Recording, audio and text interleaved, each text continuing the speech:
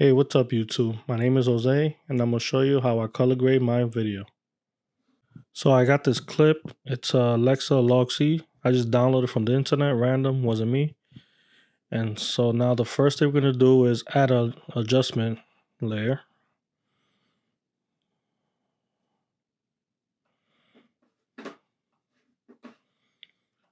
We're going to bring it right on top of the clip, showing it.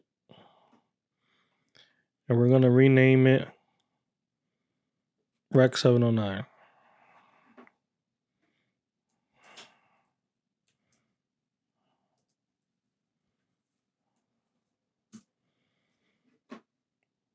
So the Rec 709 is here in basic corrections. This is me adding the grayish color and putting it in Rec 709. So I'm gonna pick this one. There you go. So on this adjustment layer, we're gonna pick a LUT from the creative tab. And then after that, we're gonna correct it with the saturation and the highlights and all that. So while I look at these LUTs, I'm gonna fast forward the video and pick one that I like.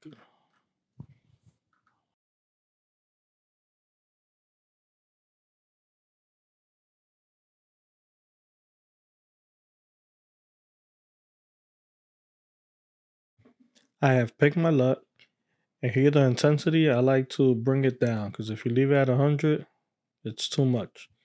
So I brought it down to my liking, and here at 40, it looks just right there. Here's the before and after. Adding the LUT. Now I'm gonna add another adjustment layer up here. And this one I'm gonna call it curve.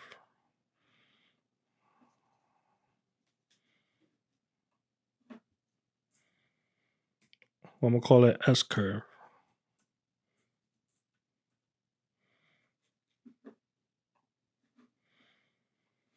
So now we're gonna go to the curves tab. Pick the RGB curves. And you see the right here, the waveform. On the 0, you see how it's clipping. That means that the shadows, the dark spot is clipping and you're losing details. And here above 100 are the highlights. If they're touching, I mean the highlights are clipping and you're losing data there.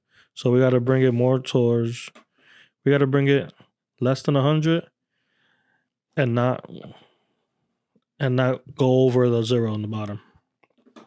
So to do that, we go to the RGB curves, and on the bottom you lift this up a little bit for the shadows. And on this side, the highlights, you bring it down for the highlights. And there'll be less clipping on each end. So after that, I like to do a little S curve, which gives it more contrast. So I put a point right here, and I put a point right here. I bring this down, and here I lift it up, and it's a little mini curve. That's why they call it the S curve. So here's the before and after, how it looks. Just gives it a little more pop, a little more details. The last thing I like to do is to correct the skin tone. So let's make this bigger, 200, to see her skin.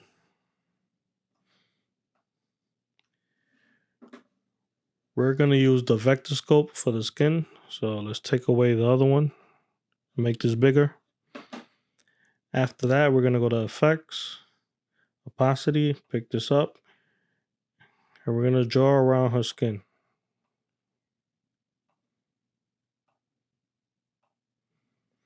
Okay, so now we go back to Lumetri color and hue saturation curves, and we're going to use U versus U. So on this here, the vector scope, this is her skin, and this big line right here is perfect skin tone. We're going to try to bring her skin towards that line, and this will work with any color skin. So now we pick U versus U, pick the pen, So now that we pick the pen, you drop it on her skin color, and we bring this up. And as you can see here, it's shifted to perfectly in the middle of skin tone.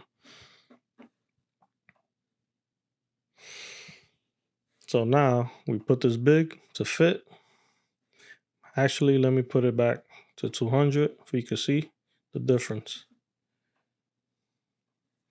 Let me put it back a little bit lower, 150. Right. So now if you can see the difference between her skin, you click this.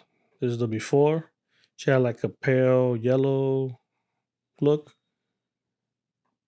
Into after, which is more realistic how her skin will look.